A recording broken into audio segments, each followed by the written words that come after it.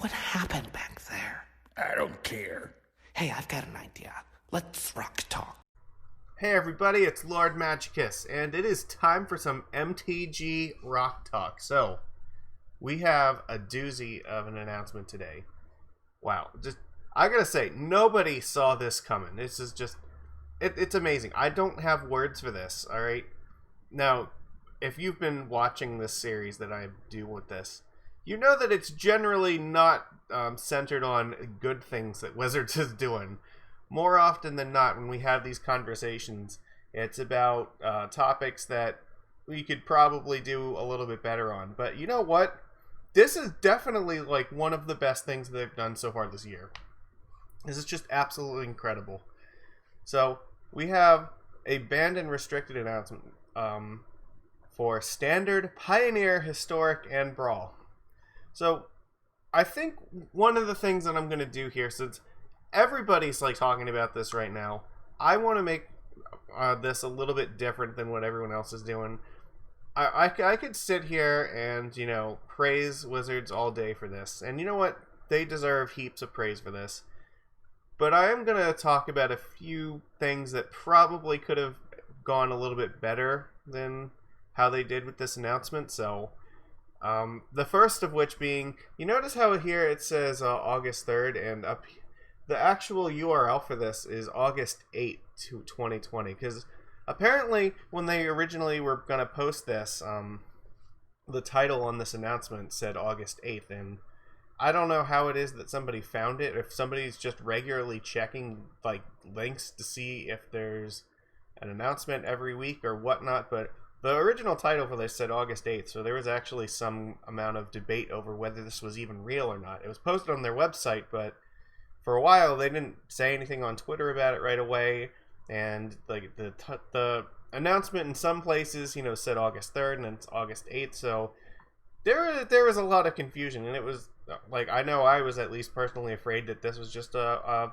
fever dream, that, you know, somebody was going to get fired for just uploading a joke or something. But no, this ended up being real, and they ended up changing this, so kind of a weird circumstance where it got uploaded. And the other thing is, I don't think anybody knew that they were doing a ban announcement today. This was just like out of the blue. So they've been doing these announcement things, except now, like, the most important one that they do so far this year, they don't announce it. What the hell? and they talk about this at the end here. Here they go. In the past, we've given a 1-week advance notice for updates to the banned and restricted list because of the increased focus on digital play environments during this time period. We're choosing to forego that advance notice and roll out these changes as soon as possible. This isn't necessarily indicative of how we'll announce and implement in the future, and we're continuing to look at how we balance giving players advance notice versus staying agile with respect to changing metagames. So, there are some issues, I think, that arise from this, but there are problems both ways.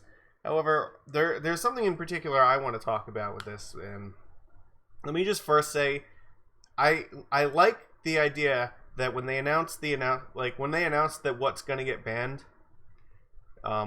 they're just banning it immediately. So in some of the banned and restricted announcements, when they say, oh yeah, this card's going to get banned, but we're not actually implementing this until, like, 3-4 days from now. So we announced it on, Monday morning, and by like Monday afternoon, all of the cards were banned in both MTGO and MTG Arena. So, fantastic. There's no, like, lag there. Nobody's, like, gaming the system, really.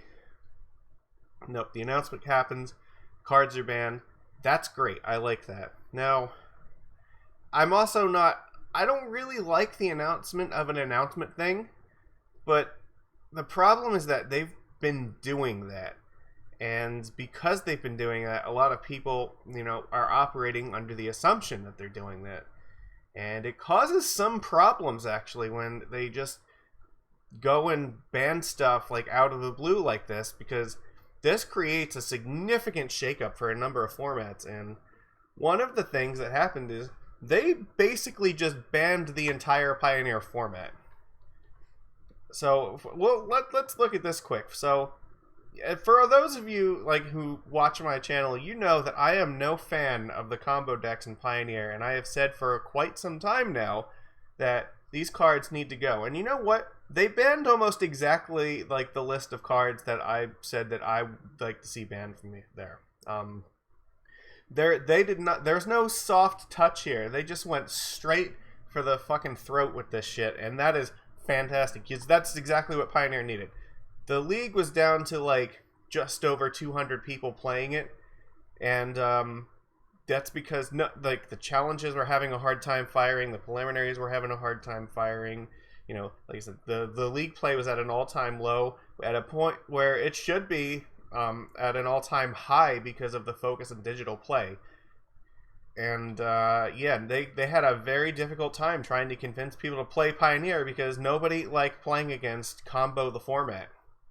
So, and to make, they just said, you know what? Nope, Pioneer cannot exist like this. They tried letting it work itself out, and it sort of did, but not really. All that changed is like Mono Black Aggro just joined like the big three, and it didn't really change very much. Like the combo decks continued to just still dominate, even despite the arrival of Mono Black Aggro once again. So they just said, you know what, Combo, you're gone. Get the F out of here. So Inverter of Truth, fuck you, you're dead. They left Thassa's Oracle alone. Alright, that is a sign from Thassa that, you know what, she heard our cries and she was like, you know what, I got you, fam. The fish fam all the way. So Oracle lives, so we get to continue to play with it in Mono Blue Devotion. And you know what? Oracle is probably fine if Inverter's gone.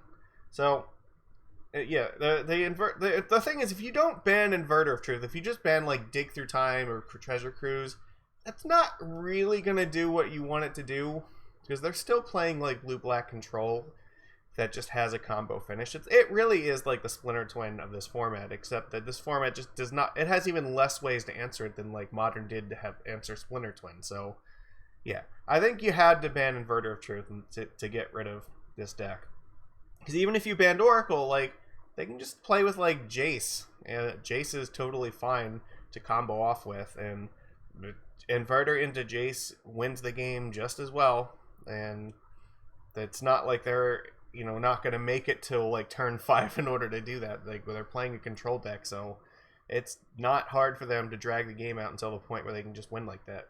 So yeah, Inverter had to go. I think it's possible in the future that maybe Treasure Cruise and Dig Through Time might have their time coming, but I don't see that going to be anytime soon.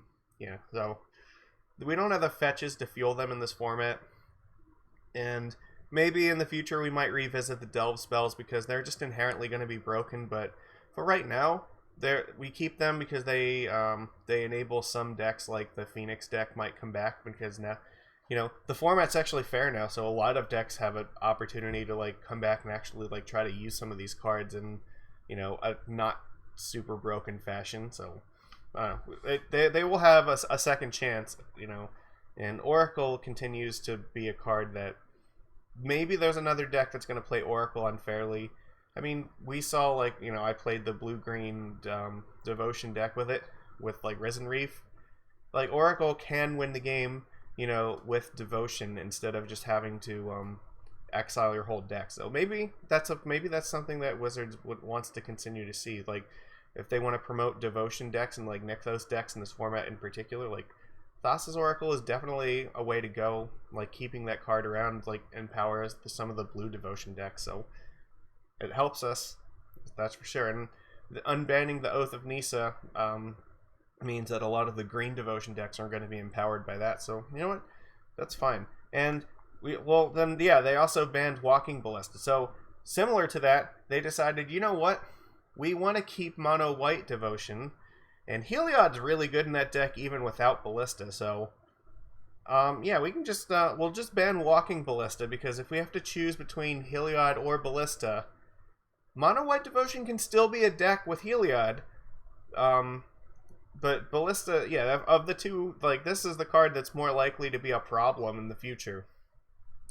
Karn the Great Creator still in this format, and like if there becomes in some other like maybe there's a big mana deck like a green ramp or something that plays like Karn, and they just get Ballista and cast it for like X equals a million.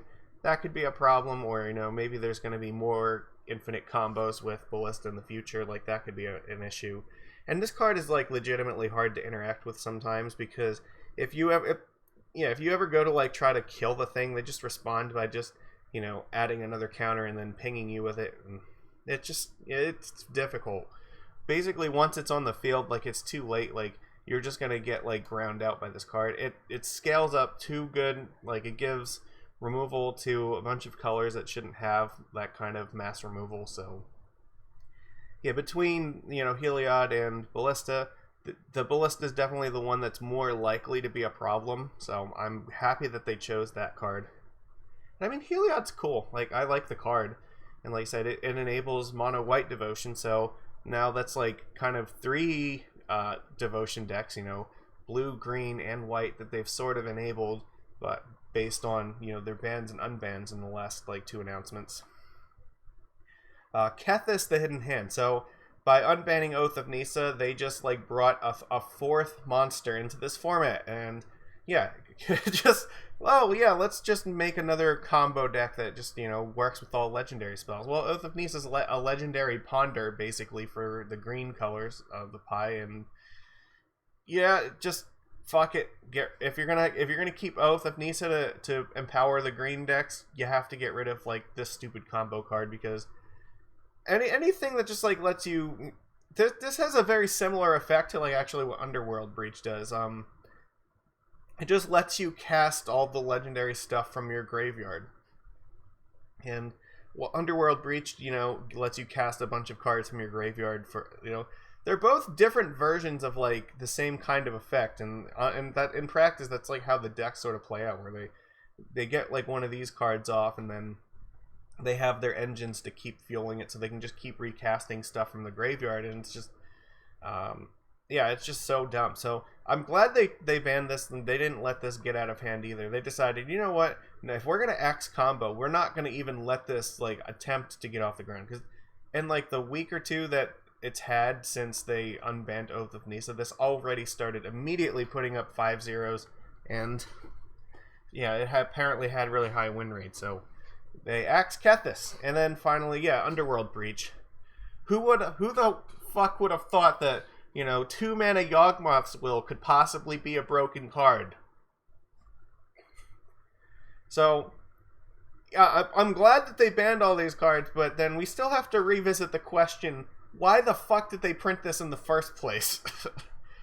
Like, Breach is such a dumb card, and it should not have existed. So this puts us one step closer towards the unprint Underworld Breach category, and that's probably for the best. This card was a mistake. Like, at any point, if this is actually being played, it is not adding anything of value to the format that's playing it. All right, like in Legacy, like when this card was like actually like being played, it was just like a stupidly powerful card. And same thing like in Pioneer, this card was actually seeing a lot of play. The card was stupidly overpowered. Even in Historic, like there's a deck that like plays this combo. Like it's a little bit weaker in Historic, so that's fine. But yeah, just in general, like this is not going to promote good gameplay. Like, you do not want this card to actually be a good card in your format. So there's like very little reward to printing something like this, and just tons and tons of risk. So once again, Underworld Breach gets banned in another format. So combo is fucking dead in Pioneer. Now they said a bunch of shit here. So they're talking about unbanning Oath of Nisa. So where is it? Yeah. This wasn't intended to be a major update to the format or an alternative to other changes, but rather what we viewed as a relatively safe unban in the context of a metagame that was looking healthy by many metrics. Much community discussion followed that update, prompting us to take a further look at the need for change in Pioneer. So, you know what that tells me? Wizards of the Coast does not play these formats, because if they needed to follow community discussion to know that despite their metrics that Pioneer was not healthy, then yeah, that is a clear indication to me that they have absolutely no idea like how these metagames play out and how if they're enjoyable or not. That's weird to me. You would think that, okay, well, they make this game, they should obviously know, whether it's, fun to play it or not, but apparently no. Like, they don't really seem to, like, be in tune with the formats the same way that the players are, because they don't play the formats very much. They just look at the end data and they're like, okay, well, we don't see, like, the decks putting up, rates or win rates that we consider problematic, and, therefore it can't be a problem. Like, there's more to it than that, though. You have to know that, so. Although we continue to see many different decks have success in Pioneer and no decks with problematic win rates against the field, we do see that combo decks as a group make up a large portion of the competitive metagame. By a large portion, they mean somewhere between 1/3 and 1/2 of the fucking metagame, alright? That number fluctuated in between, like 33 to like 47% roughly, depending on the week, but that's what they mean when they're saying a large portion of the metagame. We've heard feedback that the frequency at which one finds themselves facing an opposing combo deck restricts deck building options and can make play experiences unenjoyable. While win rate data may not point to a change being needed, a different, more important set of data does. Player participation. Hallelujah! How many times did I say that? Like, how many times did, like, everybody say that? Like, you can't, like, have a format. You say that your format is fine when nobody's playing it. When the fucking vintage, league and the vintage challenges, have more people playing them than the Pioneer ones do, that's a problem. This is a format they want to exist in paper, so they were actually getting BTFO'd by vintage of all formats. And when you're losing to the format that's basically not playable in paper for every person, and this is the format you spent 6 months or whatever trying to specifically curate to gain popularity among the player base, and it's not able to outdo vintage, that's probably an issue. So at least we can say that though they did finally, maybe it took them way longer than I think it's actually reasonable for it to have, but they did eventually take this under advisement, and they said, you know what, maybe the players have a point if they're not playing, even after we're saying, oh yeah, if it's fine, just trust us, play it, and people still refuse to play it, then they're like, you know what, maybe we're wrong. So that's one of the I got to give them huge props in that. Like I said, we didn't have to have this happen, but it did happen. They admitted that, they made a mistake and they need to do something about it. So they took the action that was absolutely necessary, and despite all odds, they managed to make the correct bans, I think, for this format to actually bring people back. Like, if they're just going to soft ban some of these combos and just hope that, it brings them down a little bit, that probably wouldn't have been enough to change people's minds on the state of Pioneer. But by going heavy-handed the way they did, that actually is a very, very, very clear olive branch to people that come back to us. All right, we hear you. We're not gonna dick around with this anymore. We're gonna do what needs to be done, so that way everybody can go back to enjoying this format. So they do say, though, we considered several other alternative bans in these decks. Thassa's Oracle is one they discuss as a lighter touch, but inverter decks can still win with Jace, and it's not clear that an Oracle ban would do enough to push it out, which is something I said. Even though Oracle is a win condition of choice for Underworld Breach, once the core combo engine's running, it can win in several ways.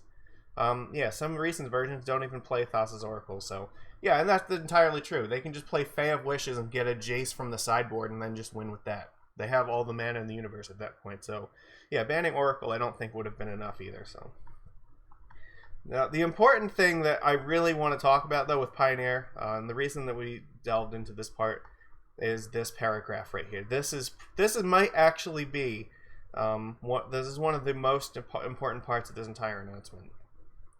We understand this represents a large change to the Pioneer environment, and frankly, that's the intent.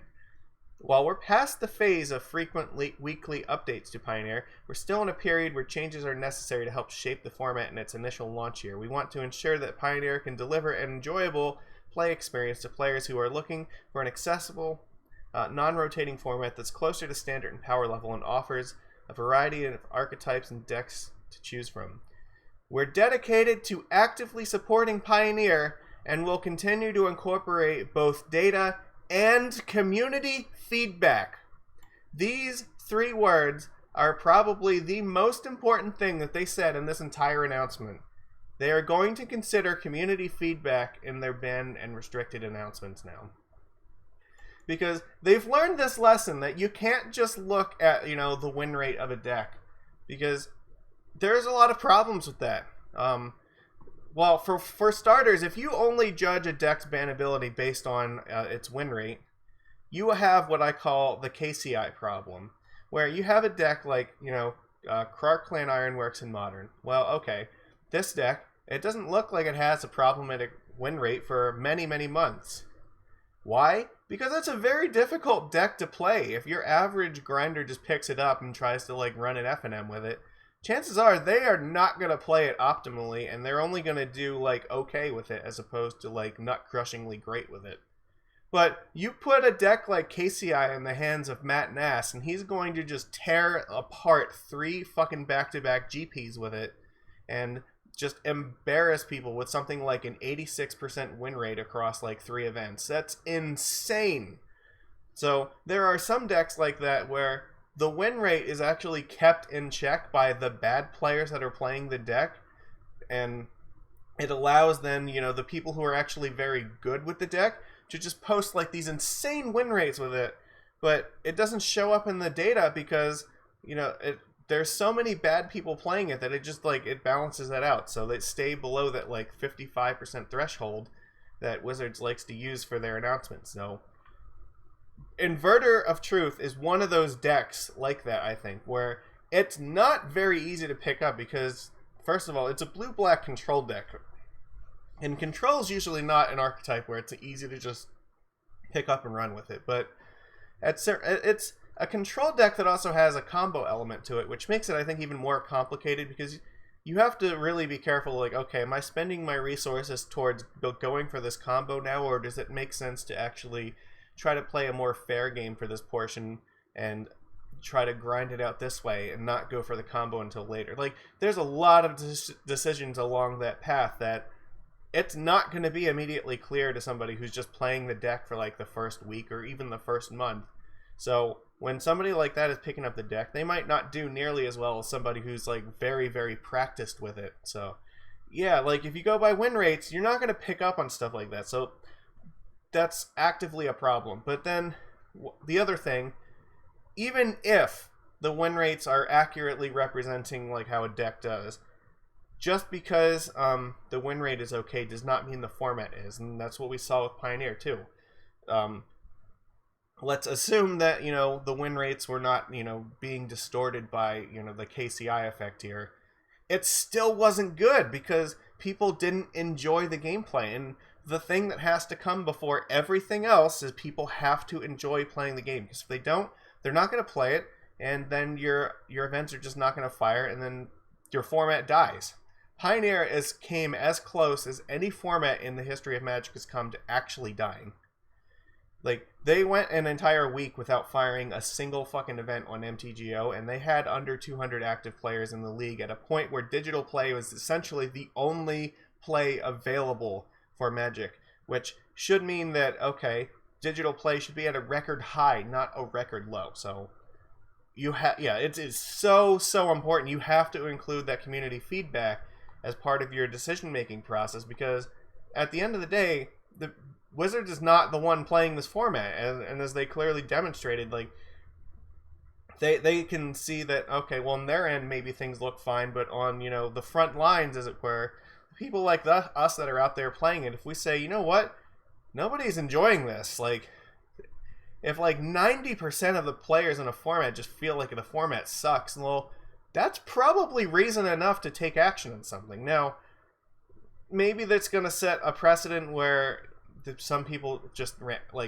hate a card for no reason, and maybe it's a card that doesn't need to get banned or something. Like, I don't know, let's pretend like Force of Will in Legacy or something.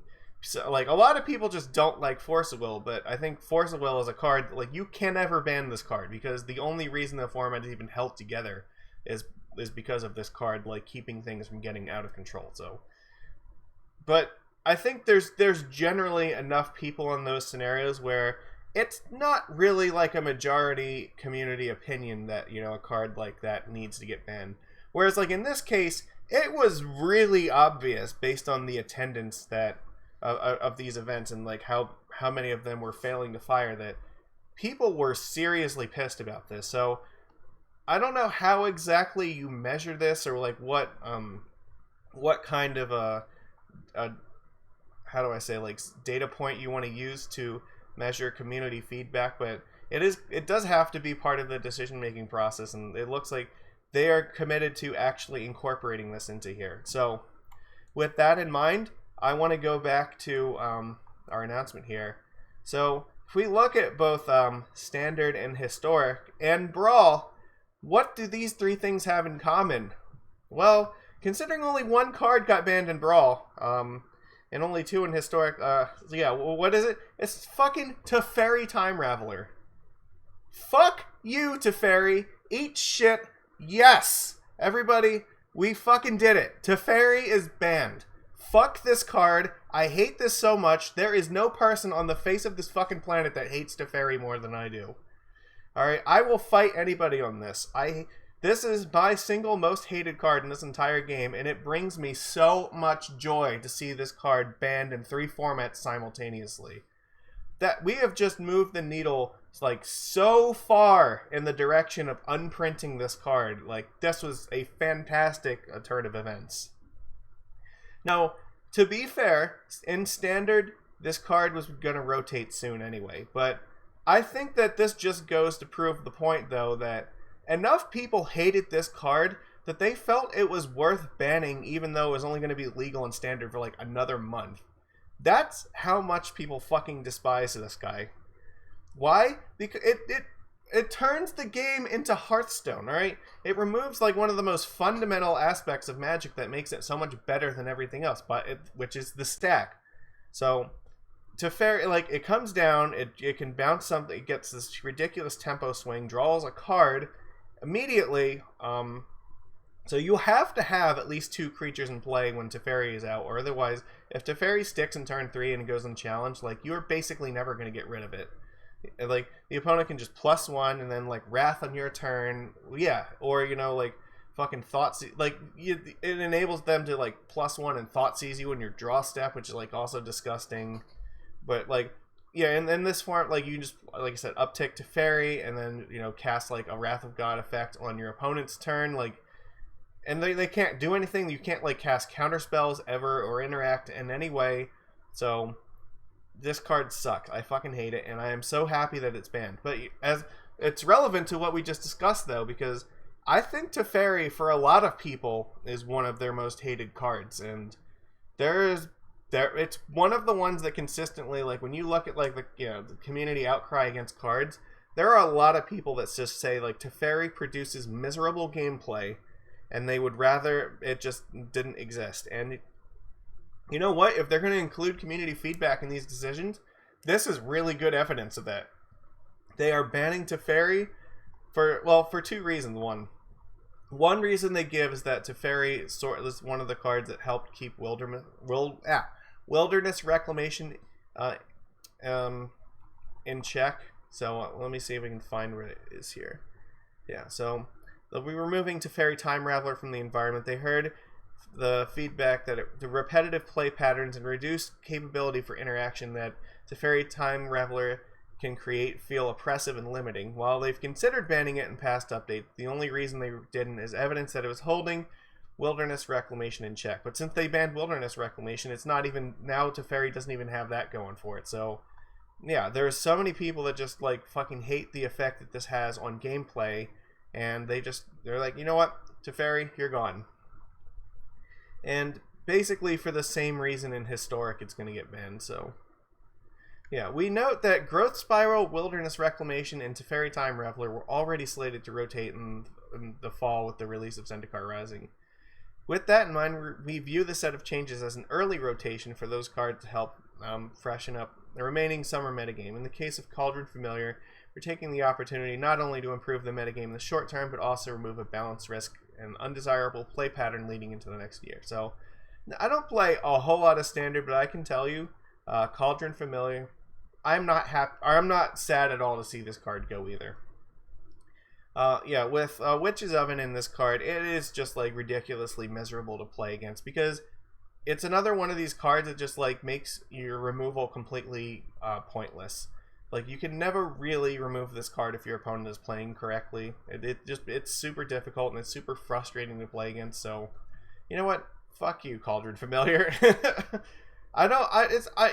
I can tolerate this a lot more than I can tolerate some of the other things that got banned, but you know what? I'm not sad to see this go, and I think a lot of people are going to enjoy Standard a lot more. So I know when I'm just looking to grind and just get my like couple daily wins in, a lot of times if I just see like a fucking turn 1 Cauldron or like or Familiar, or yeah, the Oven or the Familiar, like I'm very inclined to just look at my hand and just be like, you know what, this is not worth playing, and just concede in the spot to this, because this is just it is a miserable game experience. So yeah, I think that it's good that this is gonna go. Yeah, and Growth Spiral, like who would have thought that, you know, instant speed explore was a problem?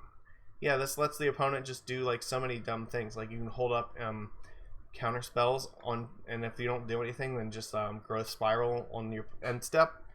Yeah, and this plus Uro in the format was definitely not doing good things when you have 8 explore effects in like turns 2 and 3. Like just ramping into stuff, and now we have like Ugin in the format. You don't really want that. And another, yeah, like Wilderness Reclamation is another reason like this card just got out of control, because ramping this is now effectively like it's like saying, okay, well, you're putting 2 lands into play, because really you're gonna be able to tap it for mana and then untap it and tap it for mana again once you play Reclamation. So it's this kind of, the mana doublers, especially for CMC, just way too strong with all the amount of like ramp spells that we're playing. So we've had a fair number of people accurately point out that the ramp is a problem. Is Uro still a problem? I think Uro is going to be a problem. Probably in all of these, and Uro's going to be a problem in basically every format that he's in, because kind of like in the same vein of like Cauldron Familiar and, you know, in this Growth Spiral, like it's a card that's very hard to interact with, and it just kind of laughs at removal. Like, okay, what are you going to do? Doomblade it? Okay, they're just going to recast it again later anyway. It's every time that they cast it, they get to draw a card and, you know, gain 3 life and put a land into play.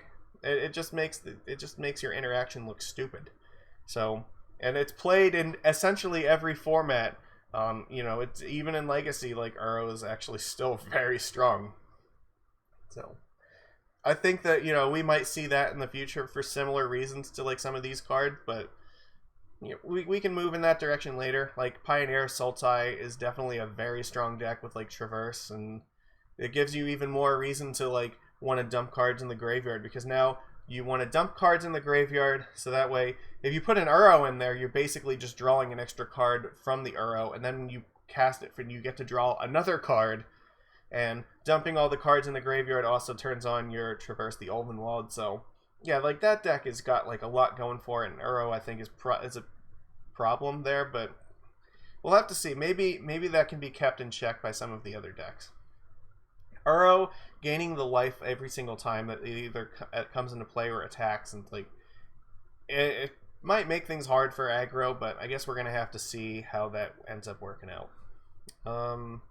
So yeah, Standard, you know what, I think these are perfectly fine bans. At least Standard has the potential to actually be fun for the remainder of its existence before Zendikar. So yeah, as far as Historic, Reclamation and Teferi, both, like, we already talked about them. Like, it's fine to kill them in Historic. Like, those cards are not great. They don't promote great play patterns. But the one thing that I would say about Historic, though, that they didn't mention here, where the fuck is Muxus? Like, I think that's another card, though, that a lot of people have accurately pointed out. Muxus is kind of a problem. Like that, I've gone to like board states where it's okay. Muxus is like the only creature in play. All right, fine. Like they sack all the goblins to cast Muxus, and then it comes out, and then on like turn 3, I'm getting attacked for like 22 damage because Muxus put like 15 converted mana cost worth of permanents into play, aside from himself, which is fucking insane. So, maybe in best of 3 he's kind of fine, but definitely in best of 1, like, Muxus is just so dumb. We already banned Winota for, like, a lot of the same reasons that Muxus is dominating right now, so, like, why is he okay, but, like, Winota's not? I don't think either one should be okay. I think Muxus is gonna... He'll have his day, and, you know, he's living on borrowed time. I think it's probably just because he hasn't had as much time in the format as everything else has, so I would probably expect between now and September that we might see an announcement related to Muxus, but at least he'll probably be mentioned, if not just outright banned. I don't see... He's living on borrowed time. That's all I have to say about him, so... And then, yeah, the one thing that I also want to mention about this, on this timing. So, they nuked the entire Pioneer format. And there was no announcement of this announcement, which is kind of strange, because, yeah, normally they've been doing that. There was no warning this was coming, so... Now, there's an unintended side effect to this. So, I started recording Pioneer content for this week. I expected that I was going to be playing against probably all 4 of these decks, but you know what? 4 of the top 5 decks in the format just got banned. So let's look at this for a second. This is what I started playing this week. How many cards in my sideboard are devoted to just fighting those cards? Oh, well, the Damping Spheres for like the Lotus Breach deck. We have Annuls for like the Mono White Devotion. And we even have like Mystical Disputes so that we can fight Inverter. Plus we have the main deck Ipnu Rivulets, which are there literally for the sole purpose of interacting with Inverter, and otherwise just serve to make us have to pay life for mana, which against any other deck is just a straight downside. So, like, at 10 cards in my sideboard plus at least 3 main deck cards are here specifically because of the 4 decks that just got banned from here. I started playing this on Saturday because I knew I wasn't going to have time to do it all on Sunday, and I didn't have time to finish it on Saturday. I only got to do the first 2 matches. So if you will see Monday and Tuesday's video for this week, were done before this announcement, and then the rest of them will be done afterwards. But let's go and look to see. I posed this question to them on Twitter. So I responded to Magic Online's announcement here. What happens to the people currently entered into the league with a deck list that's locked to the existing metagame? If my entire sideboard is essentially devoted to beating decks that just got banned, do I now have to just complete the league effectively without a sideboard? So, yeah, if you're playing one of the cards that got banned, so if I had, like, Inverter in my deck, I would just get removed from the league and just get compensated play points for, the league. But look at this. Now, I effectively don't have 10 cards in my sideboard, so I'm more or less just playing with a 5-card sideboard for the remaining 3 games of this league. And yeah, like they haven't said anything. Like, okay, so I'm just at a significant disadvantage now because of this.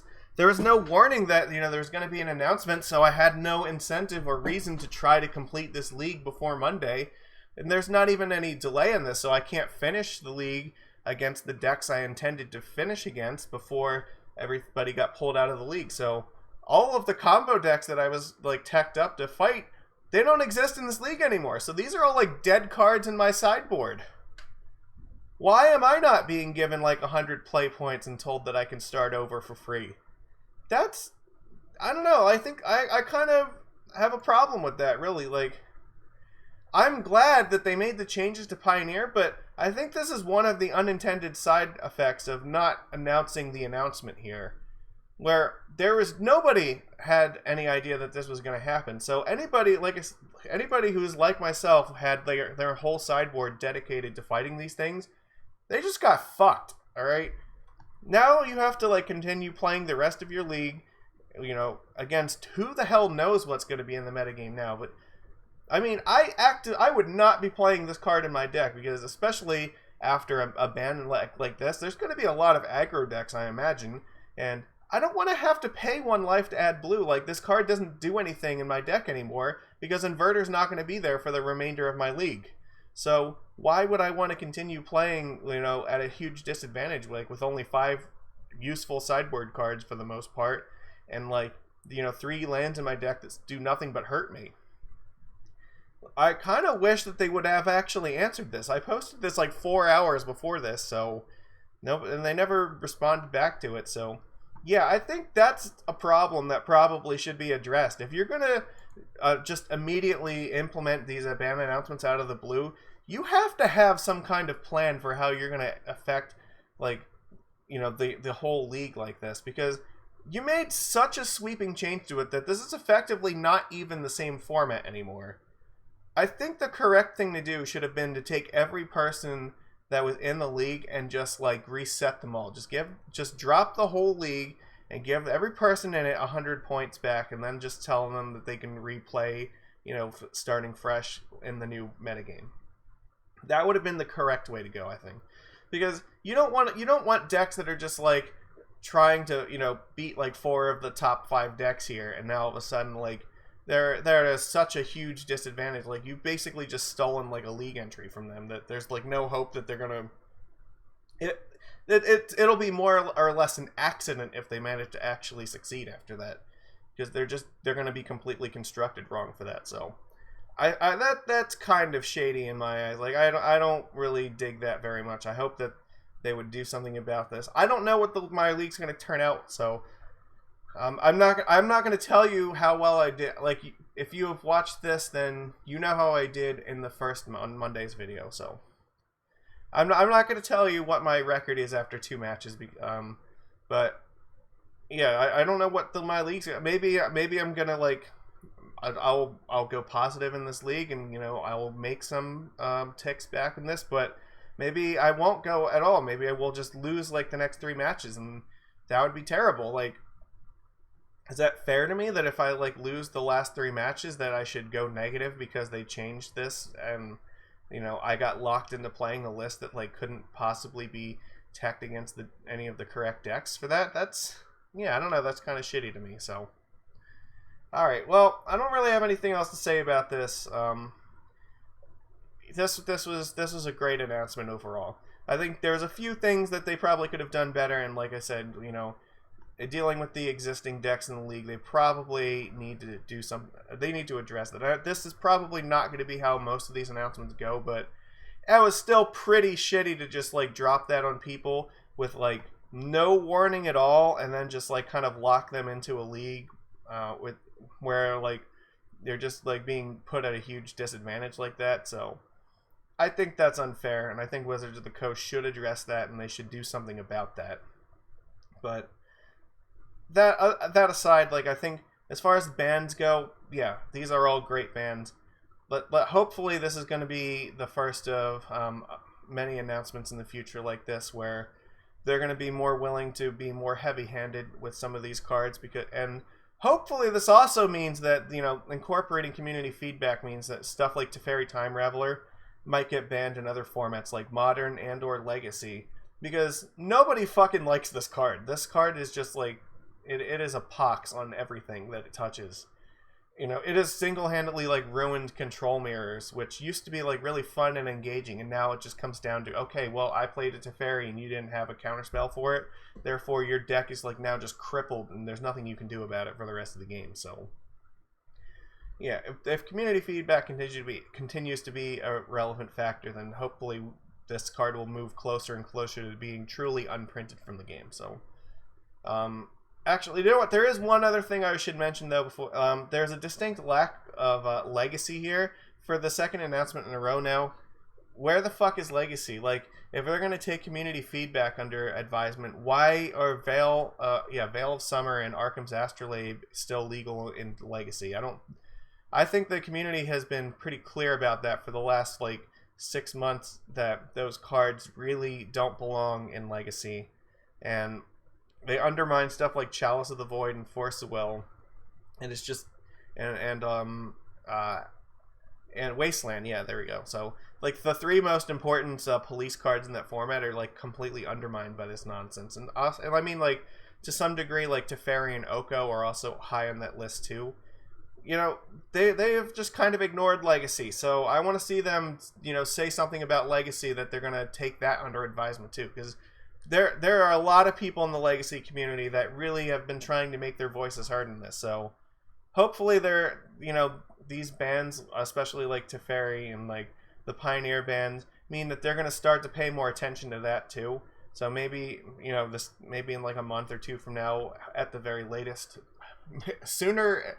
I would love it if they, like, next week they just said, oh yeah, we're going to change stuff for Legacy, but hopefully, like, in the near future, that they'll start giving that some more attention with these new kind of guidelines going forward. And I'm glad that they are acknowledging, digital play moves faster than paper play, and that is something that they did mention.